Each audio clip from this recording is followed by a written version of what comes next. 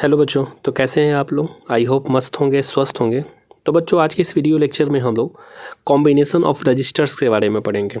I hope कि आपने हमारे प्रीवियस वीडियो को देखा होगा, और अगर नहीं देखा है तो ज़रूर देख लें। चलिए बच्चों, स्टार्ट करते हैं। Combination of resistors. Resistors are group और combined to get desired resistance from the given resistor.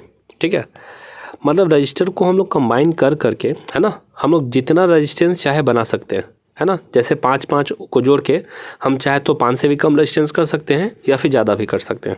ठीक है, जितना हमको चाहिए होगा उस हिसाब से हम लोग ऐड करके कंबाइन करके हम लोग रजिस्टर को उतने ही रेजिस्टेंस का रेजिस्टेंस फाइंड कर सकते हैं।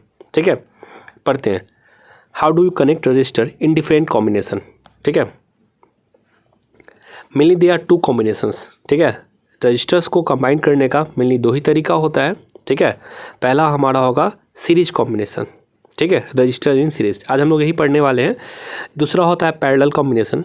ठीक है, तो आज हम लोग क्या करेंगे, आज हम लोग सीरीज के बारे में पढ़ेंगे और नेक्स्ट क्लास में पैरेलल कॉम्बिनेशन के बारे में पढ़ेंगे। ठीक है बच्चों, चलिए देखते हैं। Consider 3 register of resistance R1, R2 and R3 connected in series as shown in the figure.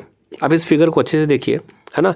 एक आपका सोर्स दिया हुआ है भी, जिसका पोटेंशियल डिफरेंस भी है ना। 3 रजिस्टर्स है जिसका resistance R1, R2, R3 given है।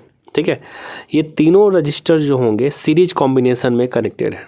ठीक है, क्योंकि जो भी करंट फ्लो होगा सेम करंट तीनों रजिस्टर से पास करेगा, इसीलिए हम बोल सकते हैं कि ये तीनों रजिस्टर जो होगा वह सीरीज कॉम्बिनेशन में कनेक्टेड है। ओके, चलिए आगे बढ़ते हैं। How voltage and current vary in each register in this combination. Okay, if a battery of voltage V is connected across the combination, है ना, of the series combination, the same current I will pass through each of them. अभी हमने आपको just बताया कि बच्चों इस तीनों रजिस्टर में ना, इस तीनों रजिस्टर में सेम करंट आई पास करेगा। ठीक है, कोई बैटरी जिसका पोटेंशियल डिफरेंस भी को जब कनेक्ट करेंगे तो तीनों रजिस्टर में सेम करंट ही पास करेगा। ओके, सेम करंट ही पास करेगा।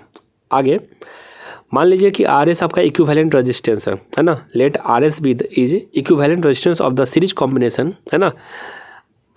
If V1, V2 and V3 are the value of potential difference across R1, R2 and R3 respectively, है ना, then according to Ohm's law. ठीक है बच्चों, देखिए V1 जो पोटेंशियल ड्रॉप है वो R1 रेजिस्टेंस के अक्रॉस है।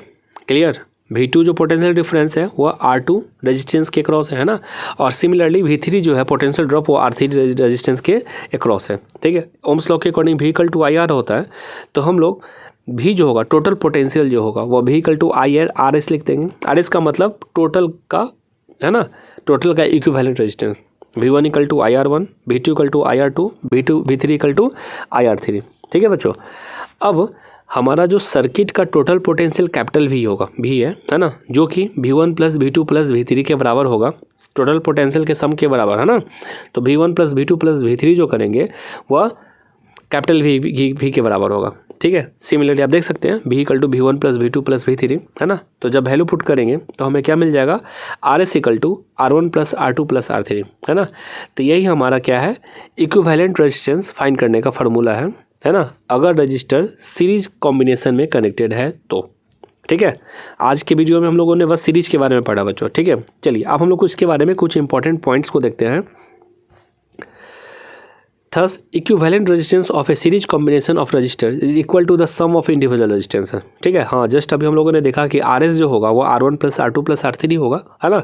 अगर 4-5 कनेक्टेड होगा तो सबका सम के बराबर ही होता है।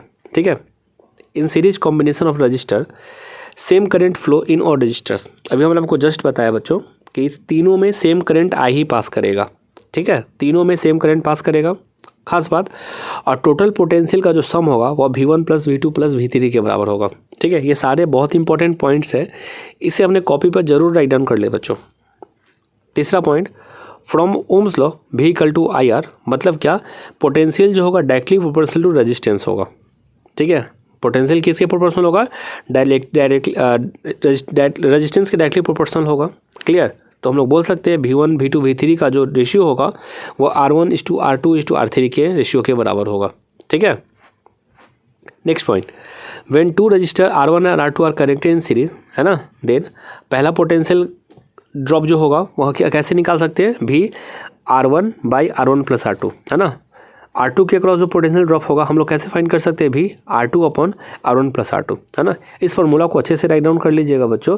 इस फार्मूला से हम लोग किसी भी रेजिस्टेंस के अक्रॉस पोटेंशियल ड्रॉप को फाइंड कर सकते हैं, है ना। V1 जो है हमारा R1 रेजिस्टेंस के अक्रॉस पोटेंशियल ड्रॉप है और V2 जो है R2 रेजिस्टेंस के अक्रॉस पोटेंशियल ड्रॉप है। क्लियर, है ना।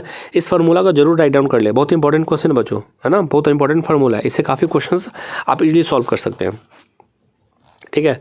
जैसे अब इस कॉम्बिनेशन को देखिए, है ना, और R1 के क्रॉस, है ना, आपका पोटेंशियल ड्रॉप निकालना होगा तो फार्मूला क्या हो जाएगा, V × R1/R1+R2, है ना। और R2 के क्रॉस भी पोटेंशियल ड्रॉप फाइंड कर सकते हैं जो कुछ इस प्रकार होगा। क्लियर। इफेक्टिव रेजिस्टेंस जो होगा, है ना, सीरीज कॉम्बिनेशन में क्या होता है कि इफेक्टिव रेजिस्टेंस जो होता है इंक्रीज हो जाता है, ठीक है, क्योंकि सम होता है, सम होगा तो सिंपल सा बात है कि इंक्रीज करेगा, ठीक है। छठा point, effective resistance is greater than the largest resistance in the combination, ठीक है। मान लीजिए कि R1 और R2 में सबसे बड़ा R2 है ना, और आप इसका इक्विवेलेंट रेजिस्टेंस जब निकालिएगा तो जो इक्विवेलेंट रेजिस्टेंस आएगा ना वो R2 से भी बड़ा होगा, ठीक है। मतलब मान लीजिए कि एक आपका दे रखा 10 ओम, दूसरा दे रखा 20 ओम, जोड़िएगा तो 30 ओम आ जाएगा। तो जो 30 ओम है वो 20 ओम से भी बड़ा है ना, यही बात लिख रहा है ना, कि जो लार्जेस्ट रजिस्टर है ना उससे भी बड़ा रेजिस्टेंस हमें मिलेगा सीरीज कॉम्बिनेशन में इक्विवेलेंट रेजिस्टेंस जो होगा। क्लियर। तो बच्चों आज के लिए इतना ही। नेक्स्ट वीडियो में हम लोग पढ़ेंगे second combination of register. I hope कि आपको अच्छे से समझ में आया होगा। धन्यवाद।